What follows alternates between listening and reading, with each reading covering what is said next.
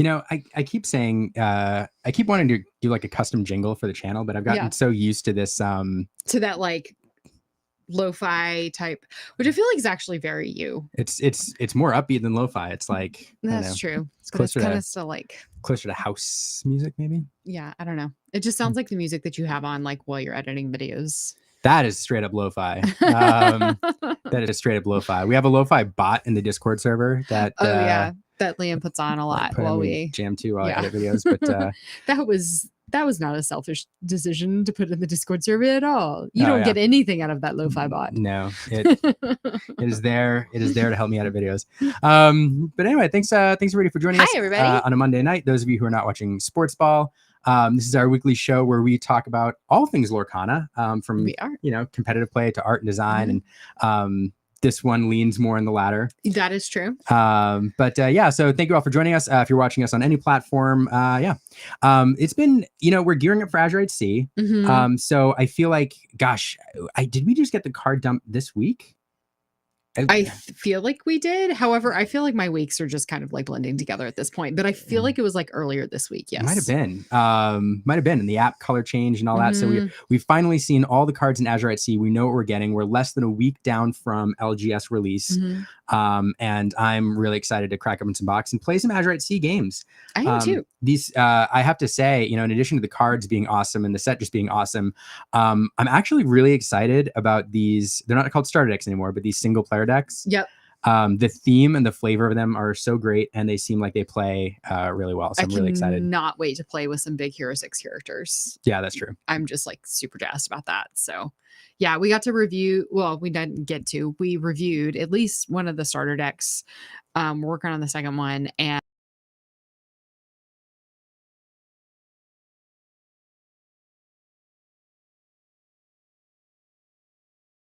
this weekend, partly because I'm doing, but partly because it's just helpful like that. So yeah. And I will say too, like the starter decks, it's on the bottom there. Yeah, the starter decks are fun.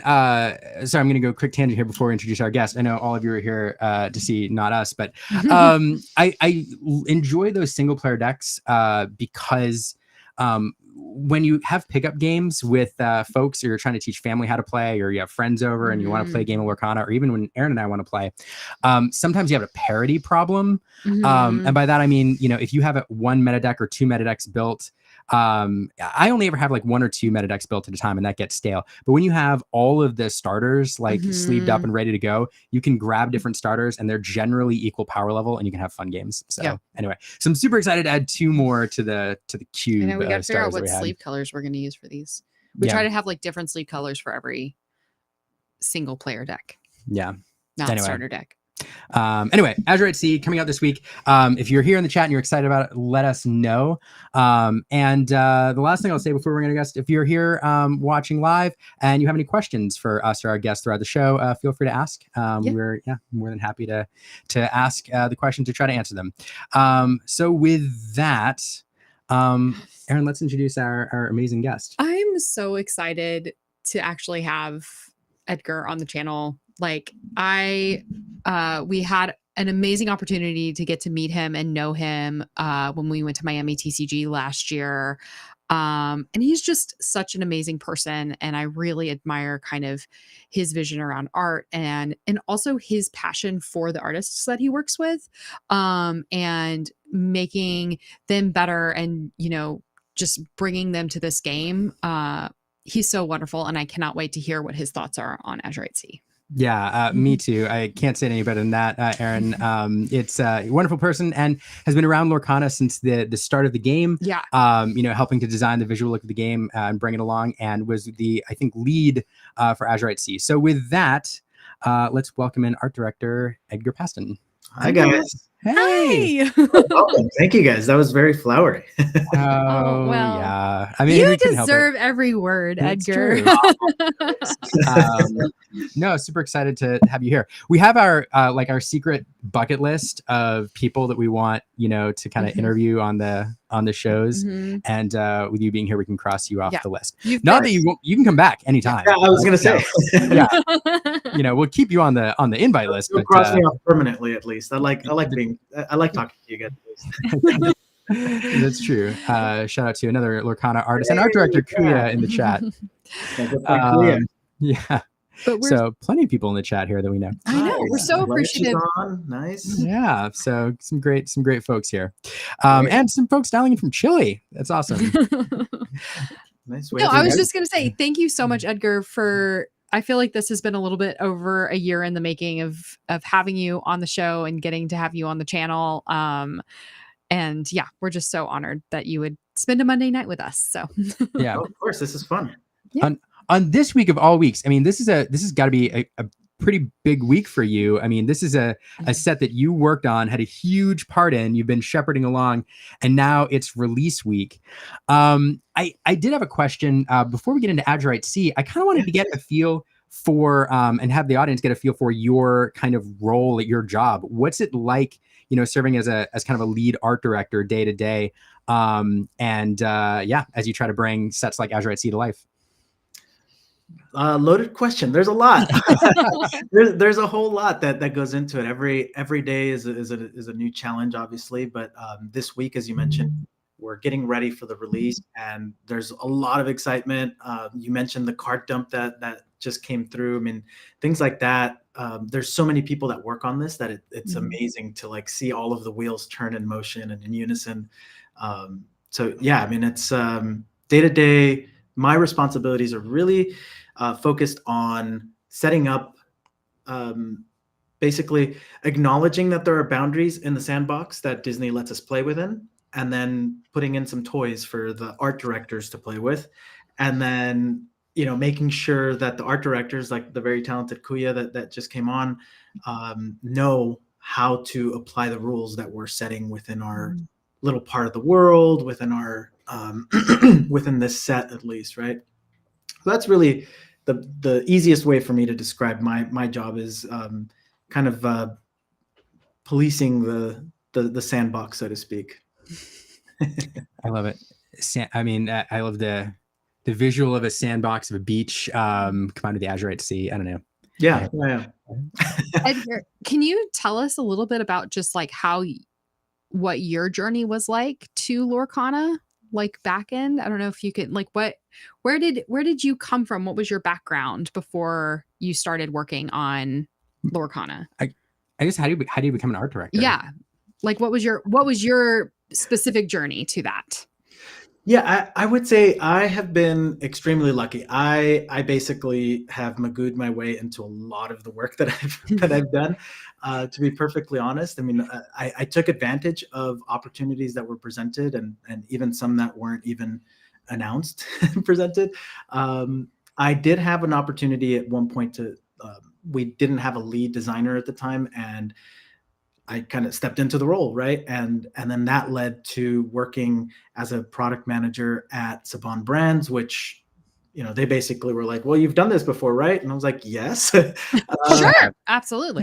Yeah. So they were like, here, take the reins to the publishing business and the apps and all of this good stuff. And basically I had the opportunity to work on a lot of stuff that was way out of my wheelhouse that again, I kind of just walked into, and I ended up finding a good niche in what I was doing. And that directly led, because of my work on the comic book for Power Rangers, that led to the work that I'm doing here, commissioning artwork and, hobnobbing with the artists, which, I see a bunch of artists hopped on here. Yeah. So that's the fun part.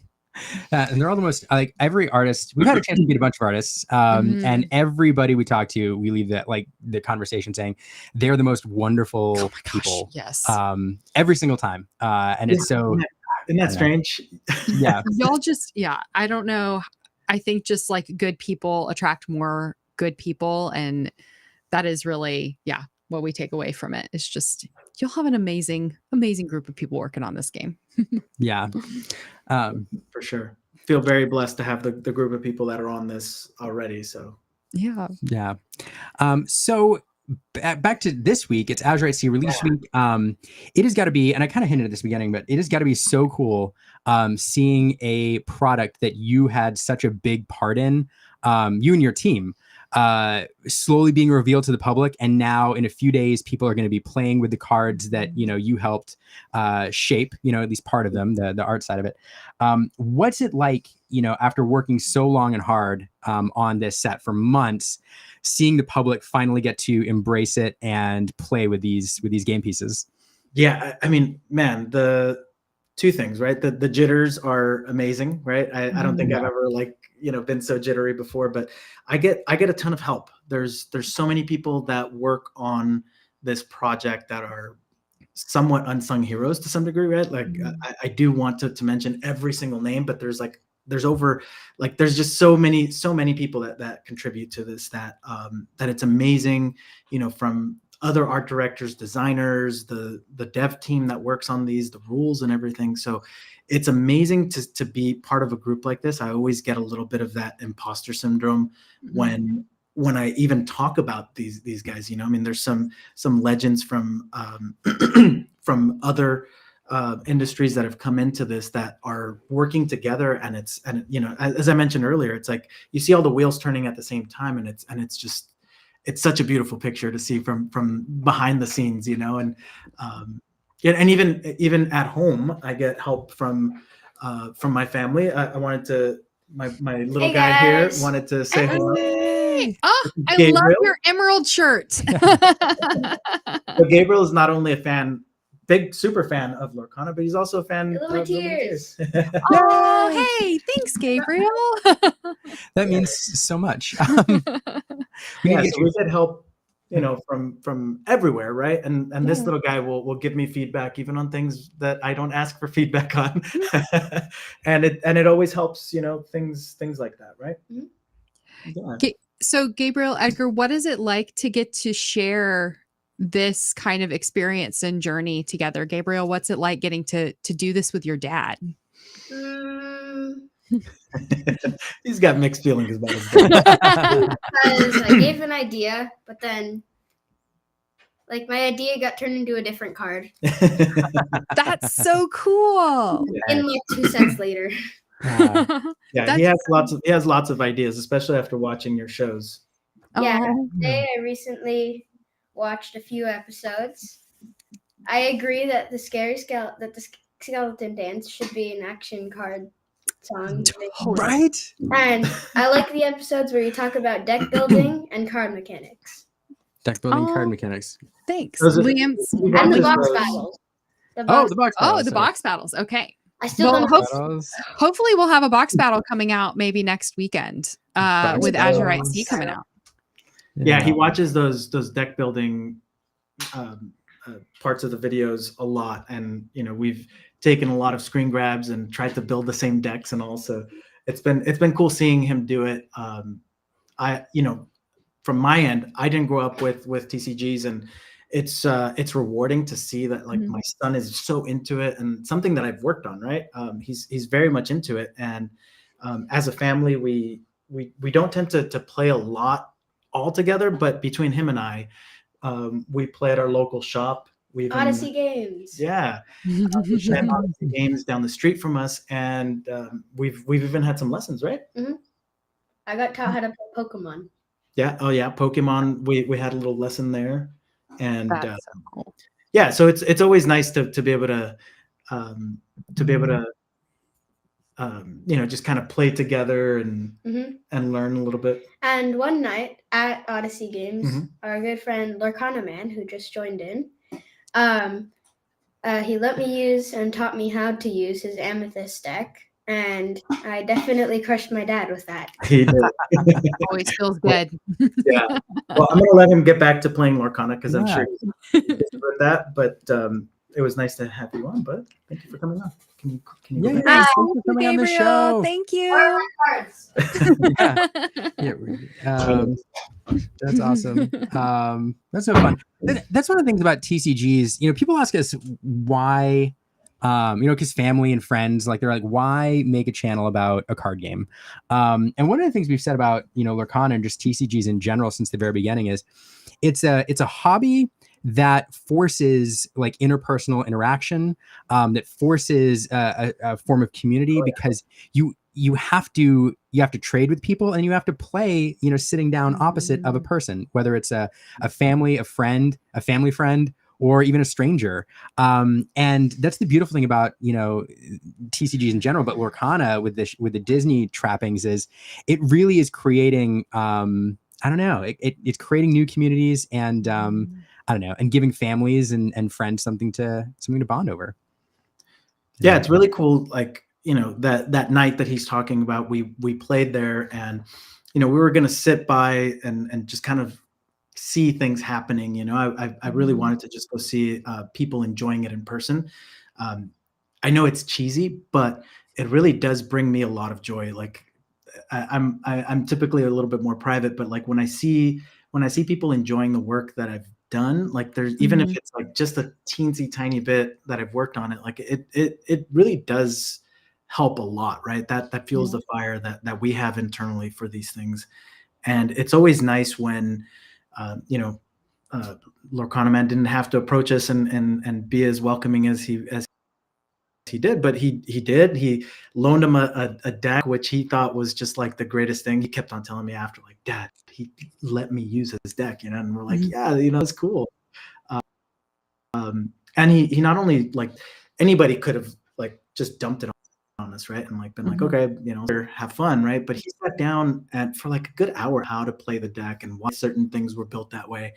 And seeing little guys play against older folks, crushing me, for instance. I've yet to win a game versus my own son, my own 9-year-old son. And there's something fun. He gets a sense of like, he's able to do, this stuff on his own. And it's just great that he's able to interact in a game that allows you to like have such a big range, right? Yeah.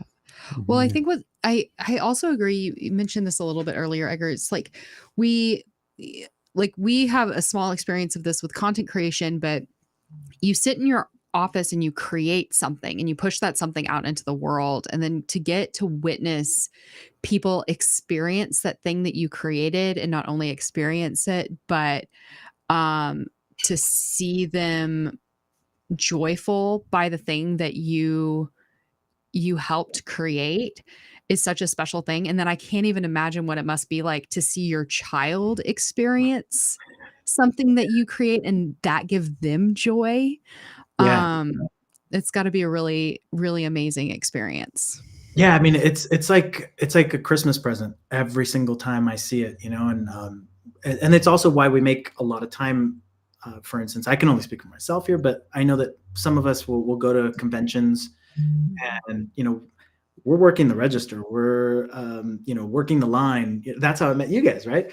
We'll be in the line in the back. We're not like featured guests or anything, right? But it's amazing, and we do that mostly, like I would say 100%, because there's that joy that you feel, kind of the secondhand exposure to everything, just being around people that have like it almost like when they win the lottery, right? Like they're so happy with something, and it's like, man, it's something I've been working on. It's super special to see that in other people, right? Like you kind of feel that way just having it on the shelves, but it's a whole nother thing when you see people actually interacting with the product. It's super amazing.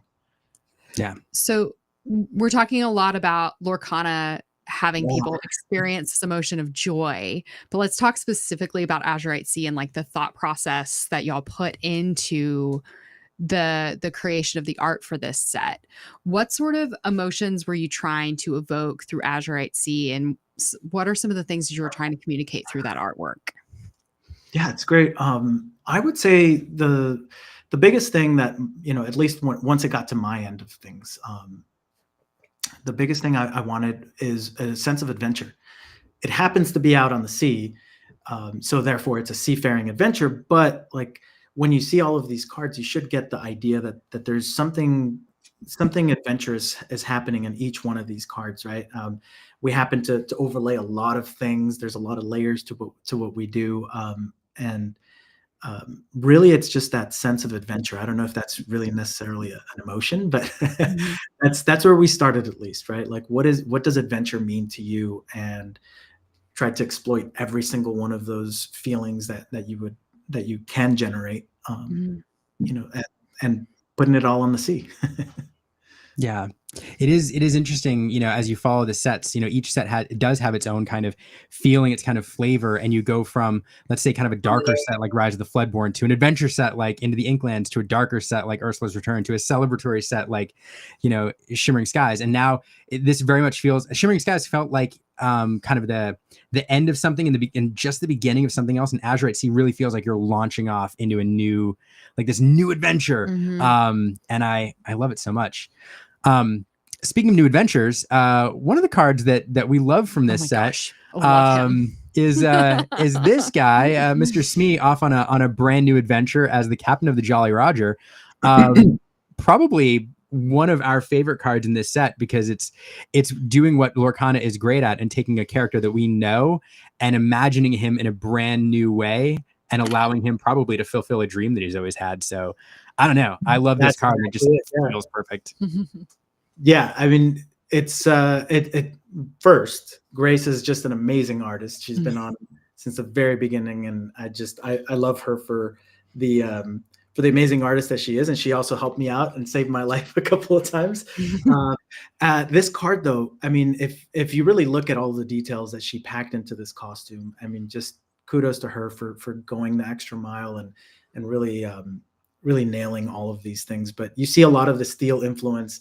I mean, even look at the feather, right? I mean, just the feather alone, you should be able to tell that it's Yeah. steel, just based off of the way that the Mhm. feather is faceted. It's a big, chunky feather. Even if if it were on any other character, you would know that it's a steel feather, right? Down to the boots. I mean, every little bit of that coat was designed. There was a lot of purpose behind every single one of those pieces that you see there. That's, you mentioned, now that you mentioned the feather, so not only is it chunky and everything else, but it makes the square, shape language that you see in steel, as does the hat, which normally pirate hats are displayed as like triangular, but here we have squares. You have Mhm. square-toed boots.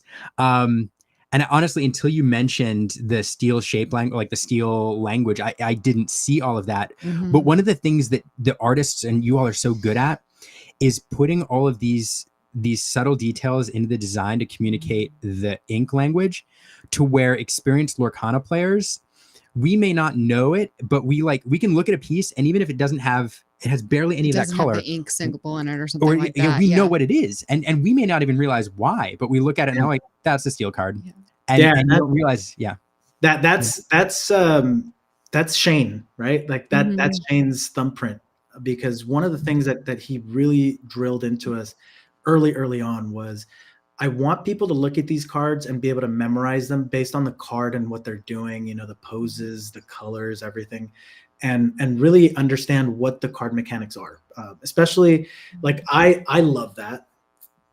It's part of my job, right? But I also love that as a non-lifer in the TCG world. I look at all of these, and I can tell, like, when something is meant to be, in this case, celebratory, or he's celebrating, right? The raise the colors thing is meant to be that. He's a short guy, so he's not going to be on the deck, right? There's little things that we throw in to really make sure that people understand what it is that they're going to be doing with this card. So Yeah. yeah, I think, that's Shane. I mean, and something he talks about too, when he was on the show with us. Oh my gosh, now I think it's like it was like 3 months. We were talking about 3 the months enchantments ago. in the Yeah. last set. So Was this idea of, like, when Lorcana first started, y'all really tried to communicate a lot of the ink color around the colors that were being used. So I think about, like, the Aurora from set 1 that was in Sapphire, and just so much blue, like, saturated the palette.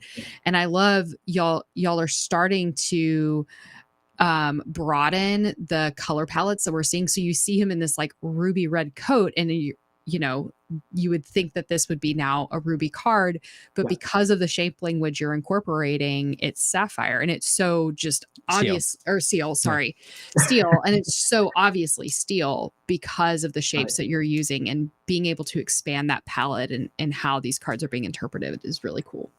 Yeah. And I think that's one of the biggest things that we communicate when onboarding artists is I should be able to turn off all of the color, right? I should be able to show this in grayscale and understand what ink it is without you saturating the palette, like you mentioned. Those are things we've learned along the way. Once we took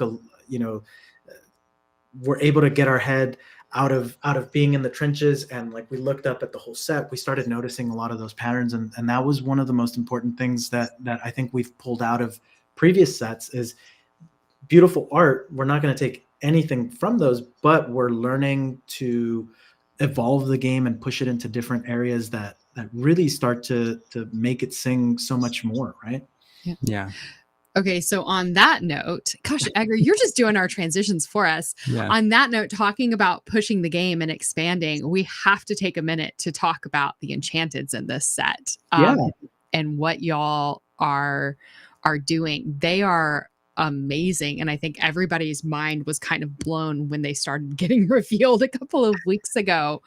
Could you talk a little bit about what y'all were going for with these Enchanteds? And I know that there are some things you probably can't talk about, but as much as you can. Well, I think first and foremost, blowing your minds, right? That was our intent all along. Check.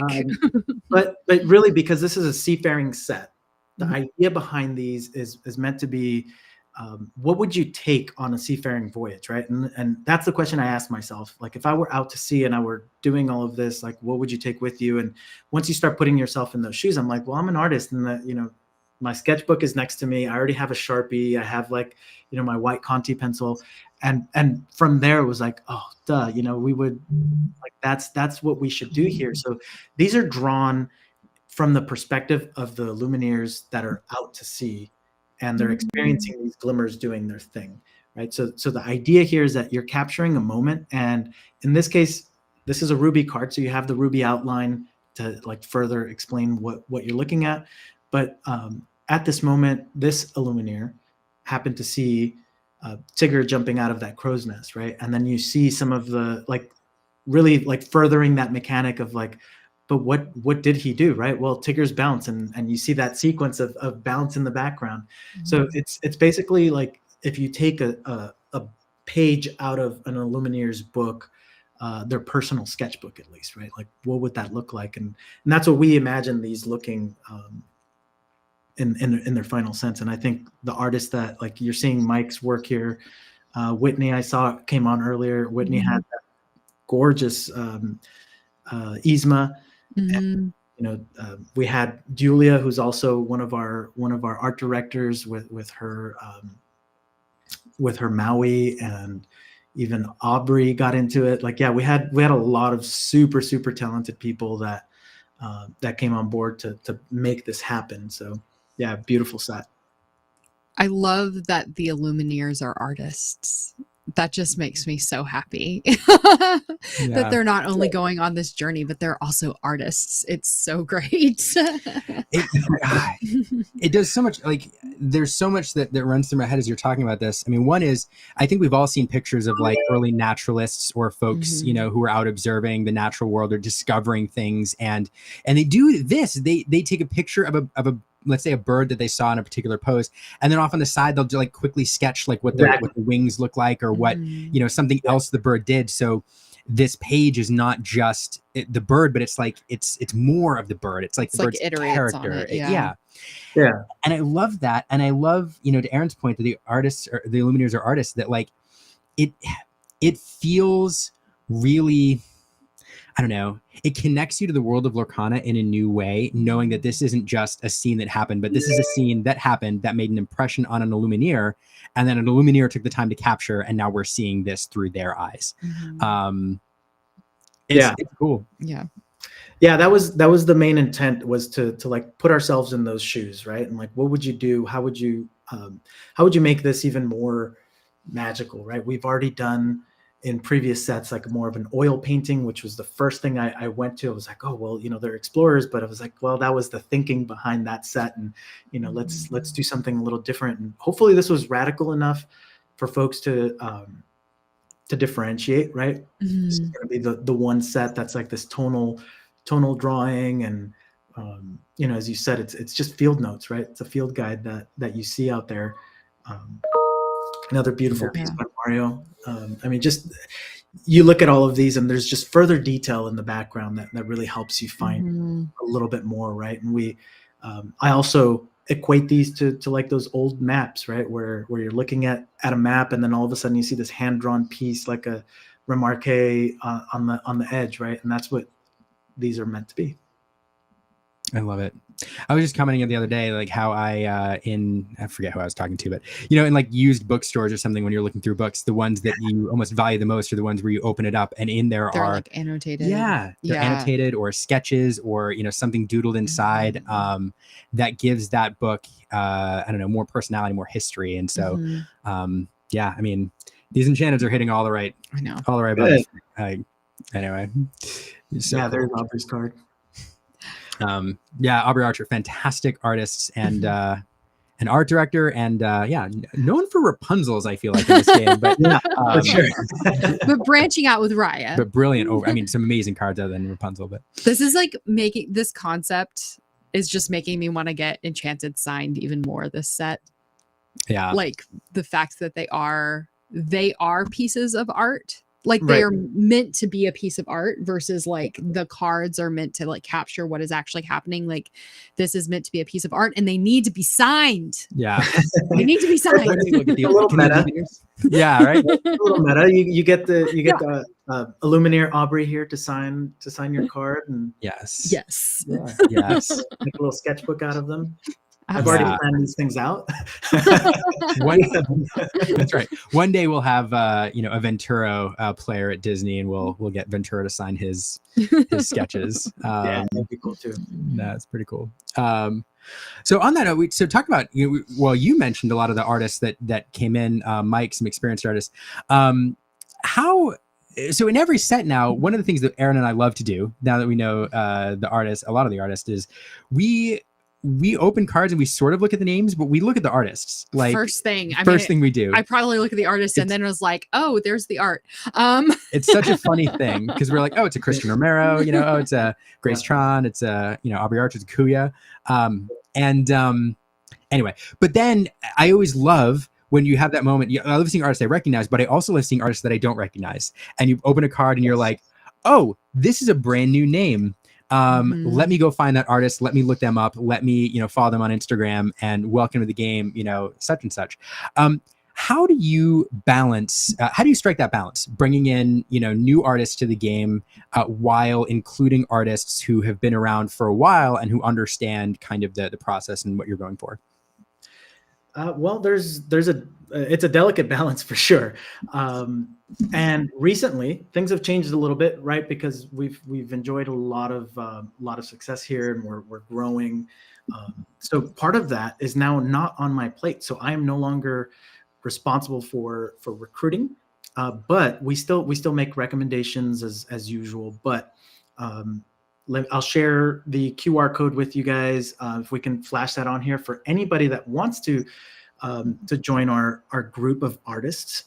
You can hop onto this website and there's a QR code that will flash, and it basically is a way for you to connect with us and add your artist profile so that we can get in touch with you. But to answer your question, like the way that we do, there's every set has different needs, right? And it has been a lot of fun finding new artists. So please, if you're fans of the artwork, please show them some love, right? Go follow them and comment on their images and all. We love finding artists everywhere. And I mean, everywhere. I used to look at Instagram and Facebook. I used to even, sometimes go as far as like DeviantArt and ArtStation and like Facebook groups. We find artists everywhere, and it's amazing to see how they've come together as a group and really formed this community that we're enjoying at this point. because there are a lot of different artists, and they're all of like literally all over the world, which is the biggest that brings the biggest smile to my face. Yeah, it's amazing. We can speak to that. That's true. Like artists all over the world. Yeah, it's incredible. Like having that sense of community and different perspectives and different cultures being represented in Lorcana. I mean, because I think it's amazing to talk to these artists and how their backgrounds and their life story inform their art. And although it might not be directly apparent when you look at a piece of Lorcana art, it is underneath the surface there that we are having all of these amazing perspectives. I think similar to all of the Illumineers who are in this world of Lorcana and all of the Disney characters who have come to this world. It's just this amazing sense of togetherness. That's really, really beautiful. And I really think it's amazing that Ravensburger prioritized having those many voices represented in the art world. So, yeah, I mean, it's always great to be able to, like, for instance, make an Encanto set, and you have some Colombian artists, right, that can contribute very directly into those. You have, artists pretty much everywhere. So we have pretty much every franchise covered in that same sense. But there's a lot to say about like just the community that comes together to make all of that happen. So big shout out to the entire team. Yeah. I agree. And not only breadth of but breadth of experience. Just one funny thing I always like to mention, because you have artists, with the caliber of like Nicholas Cole, Jake Parkner, Whitney Pollitt, artists that are well established and have, giant portfolios and have worked on big projects. And then we've done artist interviews and, we talked to them. We're like, hey, so how'd you talk to me about your career so far? And they're like, this is my first professional job. Like I just graduated like 2 months ago. And you're like, and so to have that breadth of experience as well is so cool. Yeah. And I think you kind of spoke to that when you talked about, that you're finding artists just everywhere.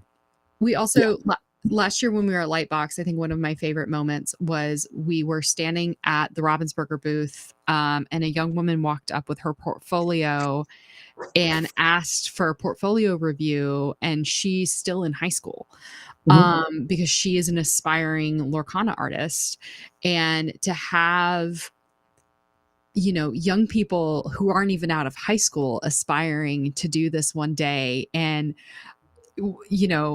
brave enough to walk up to Matt Ang and Shane Hartley and say, will you please review my portfolio, was just such an amazing thing to watch. And I think it's just a really beautiful thing to inspire these young artists to want to be a part of this. So yeah, I mean, the courage it takes to share your work to begin with as an artist, I can tell you, as a teenager, I don't think I would have done that. Right. And right. That, kudos to everybody that does, because it takes a lot.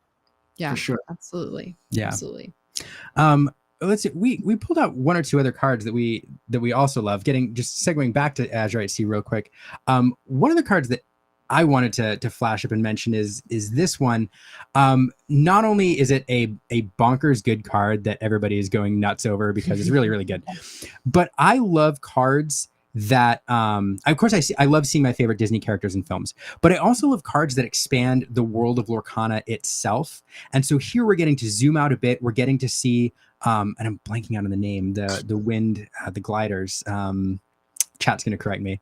The Thopter little things, but you're getting to see the sea. You're getting to see how it interacts, what it's doing. These water spouts. You're getting to see some of the ships, and it really puts you in the world of Lorcana. And I love this as far as world building goes. Yeah, I mean, there's so much that goes into it, right? There's as I've mentioned already, there's so many teams that work on this, and even before I get my hands on it, right? We have teams. I think Fletch is on here, and they're Fletch and his team are Steve and all those guys will design the cards from the ground up, right? How does it play against other cards, and how does it do with legacy cards, which is what you guys are loving, right? And then I get to come in into that sandbox that's already prepared, right, to keep that thing going, and I get to do the last final touch, which is making it look pretty and tying it to the mechanics. And this card, no joke, right? Like as you were mentioning, the the card itself is great already, and then you have this gorgeous art that Valerio has created here that gives you really a bigger glimpse into what's happening out at sea, and why this is all like there. It's such an adventure beyond like just going out to regular sea, right? Like it's one thing to go out and like brave it in the high seas, but a whole other sense of adventure and adventure spirit that it takes to go out knowing that this kind of thing exists. There's like these all of this strange formations of water columns and water walls happening, right? And you probably already saw the maze that is formed out at sea during that the trailer. So things like that are happening all over in the Azurite Sea, and this is a really good glimpse as to what's happening and how the ships interact with one another. Yeah, we have some flying ships, as you can see, and some regular sailing ships, and they all kind of try. It's still as treacherous for both. So yeah, but they're all together. And I'm looking for of course, now that we talked about the shape language before, I'm looking for the shape language, and I can see the circle there on the water on the bottom, and some of the lines, the sacred geometry it's hinting at. So yeah. Very You cool. get a lot of echoing shapes with Sapphire, echoing shapes, and what we've the term we use a lot that you just used is that sacred geometry, right? So there's a lot of repeating elements, overlapping repeating elements, and it all should be somewhat mathematical. So if you start looking at this in that way, you'll start to understand roughly where we were at. So cool. Sorry, I'm like, I was just zoomed in. I know, right? Deep dive into every one of these cards, believe me. Yeah, lost in the Azurite Sea. Okay. Oh no. So what you recently for Azurite Sea got to appear on the Lorecast. What was that experience like? It was very cool. I enjoyed it very much. And of course they're jitters and all, but the team is just so nice. Like we sat down and we discussed, like you're just talking with friends, right? And like just kind of chat the way that you would, and we really do, like, you see how animated Ryan is. It's like that 24/7 for that guy. He is super animated. He's always like on, and he's like making everybody laugh no matter what he's doing, right? So the Lorecast was a ton of fun for me to do personally. I think it was one of the more fun events that I was able to do. Yeah. It was. Oh, go ahead. No, you go. I was just saying it was super fun because we have all the we know all of you so well. We feel like in the coming now, and getting to see you on camera with Ryan and all that was like super fun, and getting to nerd out on the cards you helped create. I don't know, exactly. It was fun. Yeah. I think that was my favorite part, like just really like talking through all the cards, because I can sit there and talk about every card, and recount a lot of the history and a lot of the things that happen to make it look as beautiful as it does. But yeah, I mean, that was definitely my favorite part. Yeah. One of the things we love about reveal season is when different outlets get to do reveals, or they're revealing Lorecast, like this idea of each card having its moment. Because for me, especially if I was an artist working on the game, or even, I don't know, any member of a team that puts a thumbprint on a particular card, like, or an art director or whatever, letting that card shine, even for a brief moment on a particular day, on a particular, I don't know, story or stream is really cool. So I appreciated that. If only we had enough days in the year in between to just let them breathe, right? Allow every card to have its own day. Yeah. But I mean, they get bled out over quite a bit of time. So I do appreciate that. No, just the amount of work and the countless hours y'all spend on every single card, is just astounding. And so the care that y'all take with this game is amazing. It is definitely meticulous work, and I have to say, like, the art directing team that is on these cards, from Anna or McKay or Thomas, like all of these guys' picks, they're so dedicated, right? And we all are. I think we are so, like, we're obsessed with what we do, and hopefully it shows, and hopefully like the quality that you're seeing makes sense to everybody, why we spend so much time on these things, and how it's evolved, right? Everybody has their thumbprint, as you mentioned, on these things, and you can see the difference between a set 5 or a set 6, or wherever you are, even from character to character, right? And artist to artist, you'll see a different feel in that same character that Grace did 2 sets ago, because it's now being AD'd by Samantha, or whomever it is that's on there, right? So there's a lot of people that come into play here. Yeah. Speaking of Lorecast, we have one more card we have to talk about. We do have to wrap soon, but one more, and it's a card that I think that a lot of people are very excited about. It features very prominently in the set. It featured very prominently in Lorecast. It's this little yes. guy. How could you not be happy with this guy, right? I know. I mean, yeah. Yeah. Yeah, exactly. Yeah. I mean, you could spend days exploring every single part of this and still not see everything. One of my favorite parts personally was Christian, the artist on this, was sending stuff back and forth, and when he added Scrump to the top and he added a little eye patch on him, we were just like, man, this can't be only a card, right? Like, it has to be big. We have to do something more with this, and yeah, I mean, there's just so much built into this that you could see the love, hopefully, like just pouring out from every bit of this card. It's so good. I mean, and as you said, there's so many details in it, and Stitch is such a beloved character. And one of the things that I love about Lorcana, the Floodborn cards, in the lore, you all always describe it as it takes a quality or a trait that character has within them and then just amplifies it. And like this card somehow is Stitch, just like amplified. Like, of course he's a pirate. I don't know. Yeah, and that, again, this is where the theme comes in, right? Like, yes, he has to be out at sea, but if he's going to be at sea, he's going to be a pirate. Like, he's not going to be just like a regular sailor, right? So he's, we amped that up and made sure that that art brief that Anna created here in this case really like steered the artist, in this case Christian, to like really amp that up. How do we make him even cooler, right?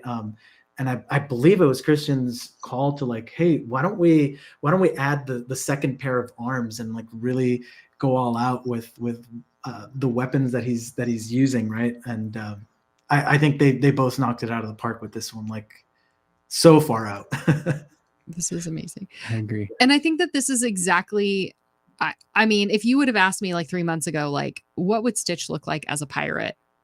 I don't know if I'd be totally able to describe that, but then you see this card and you're like, of course, this is exactly what Stitch would do as a pirate. Like, it's just so embodies him. It's great. Well, and I think people know, like, this card, as you mentioned, Edgar doing something big with this card. This card will feature as part of the Stitch collector's box. That's taking kind of like the gift set box. This set's kind of occupying that line. So a whole bunch of Stitch products in there, including this card with this foil treatment. So this card really kind of headlining this set in many ways. So that's pretty cool. We before we say goodbye, we do have one more question, but it's not for you, Edgar. Yeah, we wanted to know, like, Christian, what did it feel like? Surprise! What? You were back there this whole time, Christian? No, I just came in and be like, hey. Welcome to the show, Christian. Christian, no, thank you so much. What did it feel like getting to do this Stitch card and bring it to life in the way that Edgar described? It was amazing. It was amazing. Just like Edgar said, my art director here was Anna, and we went back and forth for a while because we did the concept art and all the way from the concept art all the way to like the final illustration, and I loved every single like part of it. It was great. We made like lots of variations. We came back and forth and we're like, oh, weapons, not weapons. What can we do? What can we get away with? That was like the main questions basically. But yeah. Yeah, and a lot of it, I think, if I recall correctly, which if you guys have not met Anna, she's one of the loveliest humans ever. But she had initially said like, yeah, give them giant swords and like and then as we were looking at this, she looked at it again and was like, it would be more on brand for him to like have these wooden swords where they're not really gonna do any damage, but he's playing it out. And I mean, what a call, right? Because you could have seen a regular sword and it would have been fine, right? But that extra touch of like make these wooden swords, just like it's such a cool little detail that kind of talks to the character that you're portraying here, and just the way that Christian brought him to life is amazing. Thank you, guys. Thank you.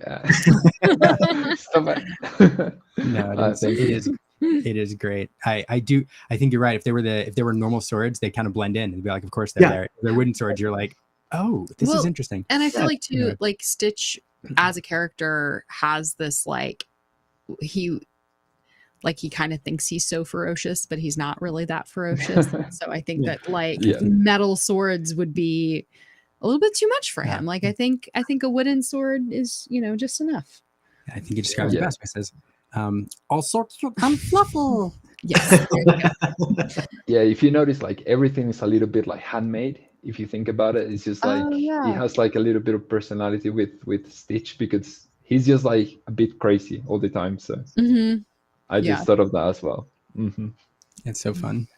Well, Christian, thanks for joining us. Edgar, thanks so much for being here. I know we're kind of out of time with you, and we're gonna chat with Christian for a little bit longer. But I can't thank you enough for taking the time. This is such a treat, especially on the eve of this set coming out, something that you had such a big hand in, and for you to take the time, it just means a lot.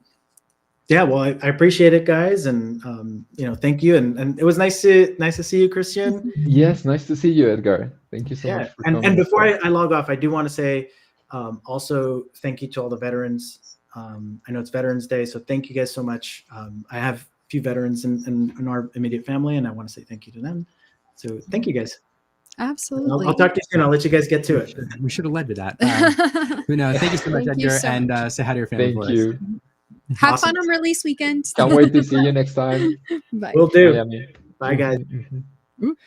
All right. It's hi, Christian. Yeah. Hello. How are you guys? You're getting all like overly flattered by us fawning all over you, and I was like, you better get used to it, buddy, because we're gonna do it for like 15 straight minutes. So Oh my god. Okay. Well, I'll try. Yeah, it's just so fun. What a way to cap off I don't know, the interview about Azurite Sea with Edgar. Then to talk to you, who again, this Stitch is just bonkers. It's so amazing. Thank you, guys. Yeah, I actually I enjoyed it so much. Like the whole process was just a joy to make. At the beginning I was like, oh, I'm not sure if this is gonna go well, because they told me this is a packaging character, and I was like, oh, the pressure is on because of that. But after a while I thought, okay, I got the basic ideas and everything going, so it just evolved and it came out like that, and I loved it. So yeah. Oh, do you want to go? No, you go ahead. Okay. I was gonna ask, what has it been like to work on Lorcana? You started off in set one. One of the original artists that got revealed. Yeah. You're one of the first Enchanteds. That is true. That is very true. You're Genie. And you're here in set 6. I mean, hopefully, you're in set 7, 8, 9, 10, and so on and so forth. But for sure, you're in set 6. What has it been like to kind of go on this Lorcana journey and see what this game has become over the last year? Well, okay, that's a really good question, I think, because I've seen the game from the beginning, and I think it has evolved so much, not only art-wise, but mechanic-wise, I think, because I also play the game myself. Yes. Not very often nowadays because of work, but I do enjoy the game itself. I make my own decks. I remember when Brooms came out, I made my own Broom deck because those are my favorite archetypes, and also Stitch as well. You also But drew some brooms. Yeah, you Yeah, also brooms just and- made a couple brooms. Yeah. You know, no big deal. yeah, no, Sergeant Tips decks as well. Yes, Oh, yeah. Sergeant Tips. Yeah. Yeah, I that was remember amazing. going- Thank you. I remember going through our set one card and counting out 60 Sergeant Tibbs to mail to you in Colombia, just so you could have a Oh my- Sergeant Tibbs deck. Yeah. That was amazing. Took a while to come in here to Colombia, but it was so worth it at the end. I opened it. I was just so happy to see us, like, and my cat also. I don't know. He sensed it. He was just like, "This is Sergeant Tips. I know it." So Yeah. it's just like, yeah. But yeah, going back to the question, I think, yeah, it's evolved a lot. I think for me, especially for the art wise, I mean, I've been feeling like because at the beginning we were like very few artists. Right now we have so many artists, and it's really fun to see every artist little signature being like portrayed in every card. And you can see how the game has adapted to this kind of like changes, because they now that they have more artists, they are more open with the stuff that we can do. And also like they don't they're not as afraid as before with experimenting stuff, new things, like shape wise or color wise. So for me it has been super fun. So yeah. Yeah, it is. I mean, just going back to the breadth of artists, like, you know, it is amazing. We did this project in set one where we were like, you know, what we're going to do is we're going to create this map of the world. We had this custom map drawn of the world in like a Lorcana style. So cute of us to think we could actually keep so, that up. It was so naive. And we, as artists were revealed in the first set, we would add little dots for them to kind of figure out where they were at. And it quickly got out of control in the first set. And now I think back to that. And if we tried to do that, it would be, I mean, it would be, I don't know. I don't even know how we would do it. Yeah. If anybody wants to help us do like a web version with like little, like, please. But Oh that goes, God. I know, but that goes to the, you know, what Edgar and you all have been talking about is the breadth of artists involved in this game. And each artist brings with them their own story, their own style, their own, you know, bit of flair. And I think you're right. I think, you know, now that we're bringing more and more artists in the game, you know, each artist is it gets some latitude to kind of explore this world in their own way and with their own style. And yeah, as somebody in the chat, I think it was Lorcana Librarian said, they enjoy seeing, like, playing the guessing game based on the card style of which artist it is. So I don't know. Yeah, I appreciate that as well. Yeah, it's super fun. When we were back in Miami, it was just great to like you know, we were like, there was like a gathering of artists there, and because of conventions and stuff, we actually took like some time on the side and kind of like try to open packs all the time and try to be like, oh, this is Juan Diego's card, or this is Marcel's card, or Winnie's card. So it's just the excitement that you get when you open the pack and you don't know, you expect to see one of your friends' cards there, and then get them signed and trade cards with the other artists. It's just like it's really like something like I've never experienced before. So yeah, It's pretty cool community. Yeah. Christian, so one thing I really wanted to talk to you a little bit about in Miami, and now you're on our show, so now captive audience. What was it? You are a Colombian artist. What was it like to get to work on Encanto cards, and kind of bring your culture and your heritage to Lorcana? Well, I have to say I do have to. I am a sucker for Encanto. I love it. I watched the film like 3 times now, which is a lot for me because I normally just watch one film and that's it. That's it. I don't watch it again. But for Encanto, Lilo and Stitch, and which other one? I think those two. Those are like the films that I've watched the most from Disney, at least. And Pinocchio. Yeah, Pinocchio as well. I forgot about that one. But yeah, yeah, just random stuff. But for Encanto specifically, I would say I love it so much because I do feel they portray like the kind of like family, the Colombian family, typical Colombian family, in a way that you can really see how the dynamics work and everything. So I tend to sometimes ask art directors to be like, "Oh, can you give me an Encanto card?" Because I enjoy them so much. Mhm. So far, I've had Bruno. I've had Bruno. Mhm. Hmm. There was another like action card. Oh, there Was was. You there? did have an action card. I feel like. I don't know. I lost my Yeah. phone. Chat's gonna have to help me out. Well, if there's any art director, please give me more Encanto cards. I love them. But yeah, I enjoy them quite a lot actually. But yeah, the film itself, I think it portrays pretty well like the dynamic of the dynamic of a Colombian family, I would say. And I just enjoy the characters as well. They're so memorable as well. Mirabel, yeah, like You had Julieta. Bruno. Yeah, exactly. Like, yeah, she's super fun as well. She makes arepas, and I'm actually like trying to learn how to like make them like super well, like the recipe. But yeah, We're gonna need that recipe when you get it down. No, I don't know. I love every one of your pieces, and yeah, it's true what Aaron said. When Encanto was coming out, you know, knowing your connection with Colombia, and there's a couple other Lorcana artists who are from Colombia or have connections to Colombia, and I kept checking to see if any of you would get these cards, and I was so excited when I saw you on the list for one of them. I don't know, it made me happy. Yeah. I want to ask about another card real quick. Diablo. oh, Did you, golly, I don't know if you, well, you're a player, you know how much, you know, look at those mechanics that, golly, this is a card that, yes, I don't know. so good. People love to love or love to hate. I don't know. Especially the Enchanted version. when your Enchanted Diablo hits the table, people are just like, ooh. It feels. Yeah, I remember. Do you remember when we played together back in Miami and I used the Diablo?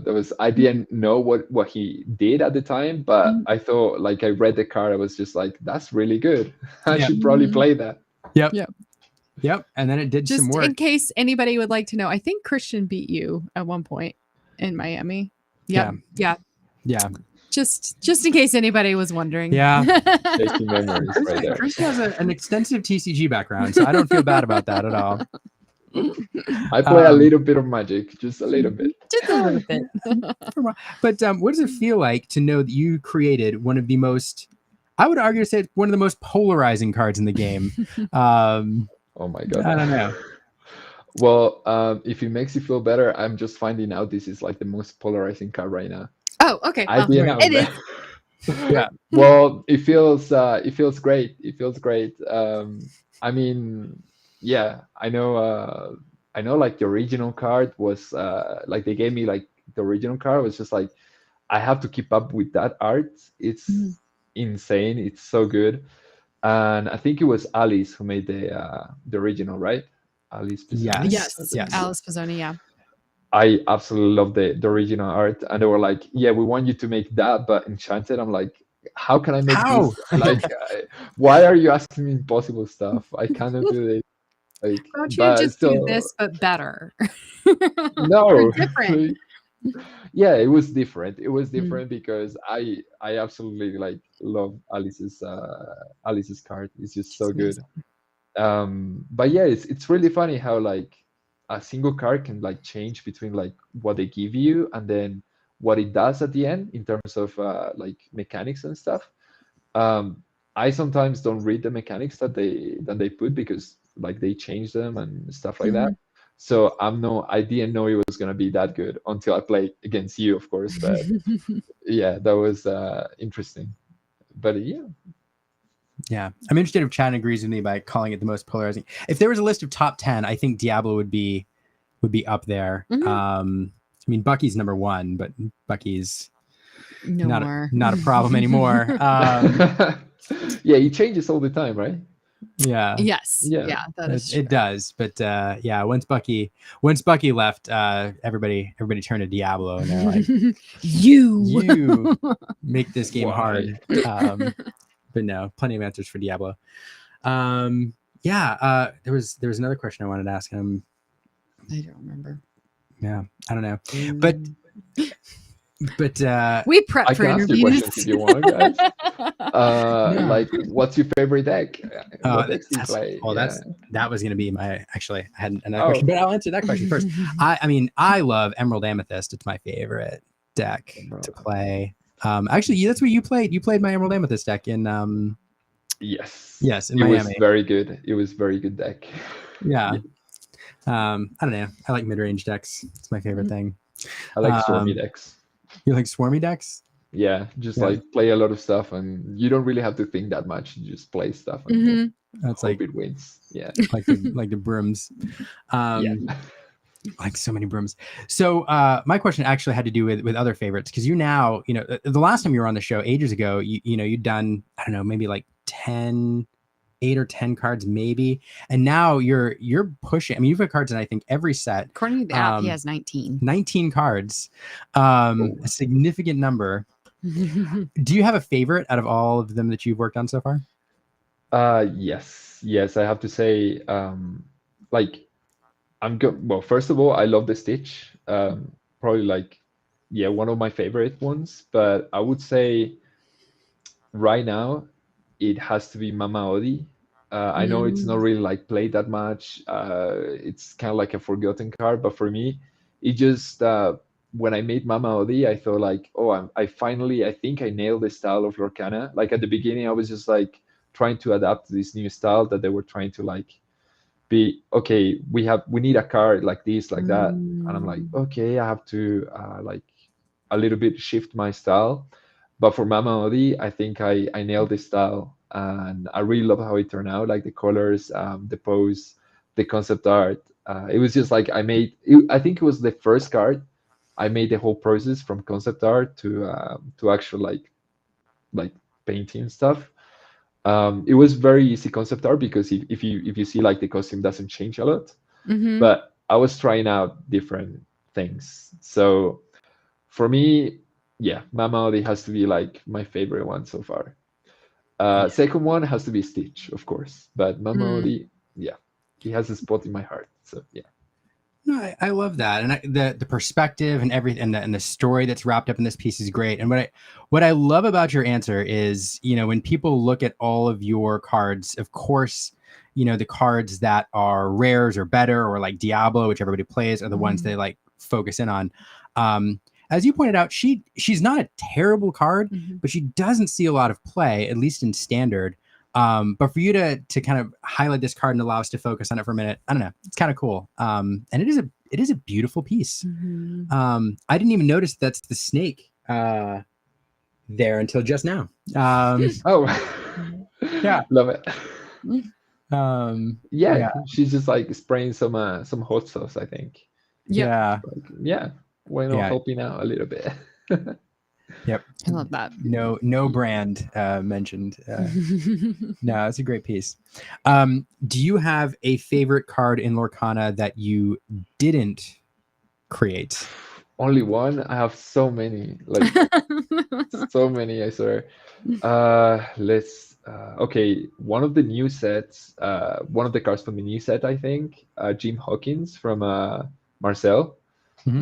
As soon as I saw it, I was just like, those colors, the pose, it's just it's a great card. Nicolas cards, I think there is not a single one that I just don't put in my favorite ones, of course. Juan Diego's card, I think I told him that, but from the first set, it's an unpopular opinion. But for me, one of my favorite cards as well was Juan Diego's Timon, the one with the insects. Grub Rustler. I love the colors and the way he kind of like portrayed all the emotions in the character. So when you guys ask me only to choose one, it's just really hard for me to pick one. Like Beast, from like so many, like Giant Tinkerbell, so many. I think I remember actually at Miami TCG last year, you sitting down with Juan Diego and just nerding out over his card. and like talking to him about his colors and how he did. I feel like I remember the two of you sitting at a table together and you're just like, what is zooming in? Like, Yes, yes. He's amazing. Like, just God, he's so good. He works. Yeah, he's made so many good cards. Like, he's incredible. Yeah. And he works so fast. Like, it's amazing. Also, Leo, have you seen how many cards he has? Like, oh yeah, Leo, oh yeah, oh my God, he has so many cards. I swear, and all of them are amazing. I don't know how he does it. and he's like the most humble, unassuming person you would ever. He's so quiet and just wonderful, and yeah. So it's funny you mentioned that. For those in the chat, here's a fun stat, and somebody's gonna have to check my math on this because I'm not gonna get the number exactly right. But Leonardo G. Michel has north of 50 cards, I believe. And when you do the math on the total number of Lorcana cards in the game right now, 5 sets, with about 204 cards each. There's the Enchanteds in there, and he also has Enchanteds, believe it or not. So it's a little above 1,000. Leonardo is responsible for about 5% of all the Lorcana cards that exist. He's credited with on the bottom of the card. That's bonkers. He holds the record for most cards, I think, in the game right now. Well. Yeah, it's props a to him. Crazy stat. One other thing I wanted to mention, you are in rare Lorcana company in this game, because you are one of the very few artists who has worked on or completed both a location and character cards in the game, which is interesting because one thing I've found, I think, as you look at the different cards, is people kind of have their specialties, and character artists are very, get given characters to kind of work on because that's their strength. Some people are really good at like actions and things like that. Some people are really good at items. Andrew Trebold gets items, all the items, all the rare items. There's a lot of items. And the location artists, there's a lot of artists who generally specialize in locations or landscapes because it's, slightly different, or actions that show landscapes. So you're one of the very few artists who has done both. There's not very many. Is it different working on a location than working on a character? And how is that? I don't know. Is it a different feeling, or is it generally kind of the same? For me, I think they do well. Personally, I think they do give you more freedom with environments, because you're not trying to get a likeness sort of thing. Because with characters, you have to be very specific with the likeness and everything. But with environments, you're allowed to be a little bit more free in a way. Experience freedom, I guess. But I enjoyed it quite a lot, and I thought it was just like I did ask for an environment card because I wanted it. I wanted to try to see how it was. It was I think because I wasn't like completely used to it at the beginning, I kind of struggled with it. But I can't remember who my art director was in that card. I think it was Anna as well. But I can't remember. I can't say for sure, but my art director in that card helped me so much from start to finish. Yeah, I remember now. It was Anna as well. Yeah, she's amazing. She always saves every time I struggle with any card, I'm just done with her. She always helps me out. But yeah, I would say it's more freedom, but it's similar in a way. The process works. It's pretty much the same as characters, but it's just they just don't focus on the likeness. So yeah. I will say, for those of you who are watching, I know after the show we'll put where to follow Christian in the show notes, and you should go check out his environments that he has just in his portfolio are amazing. I was so excited when you got a location card, because that's just a different talent that you bring to bear. And I love your original artwork, the environments you create. So it was really exciting to see that you got that opportunity in Lorcana. Thank you so much. That's why I asked for environments as well, because I kind of enjoy doing both characters and environments. I sometimes I get bored of doing like too many characters. I'm just like, I want to try something different. Let's draw a house or something like, yeah, it's just very random, I know, but I enjoyed it quite a lot. Yeah. No, absolutely. We have a playmat that you did, which is just brilliant scene, Somewhere brilliant around here. environment. And I would go grab it, but getting in and out of these chairs Is difficult. is difficult. People don't worry about it. Don't worry about it. Know the struggle. But no, this was so fun. I have to say, like, you're one of the artists that we've known since set 1. And so every set, seeing, you come out with new cards and seeing, the cards evolve over time it's just been wonderful. So it's been so great following your Lorcana journey. Yeah. No, thank you guys. You guys have been like from the very beginning till now, and it's crazy. I remember like when I first met you back in Miami the first time.